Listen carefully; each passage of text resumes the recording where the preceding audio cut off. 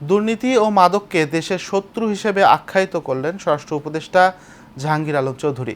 বুধবার মাদকের অপব্যবহার ও অবৈধ পাচার বিরোধী আন্তর্জাতিক দিবস 2025 উদযাপন উপলক্ষে 32টি বেসরকারি মাদক আসক্ত নিরাময় কেন্দ্র প্রতিনিধিদের মাঝে আর্থিক অনুদানের চেক বিতরণ শেষে প্রেস ব্রিফিংয়ে এ মন্তব্য করেন তিনি।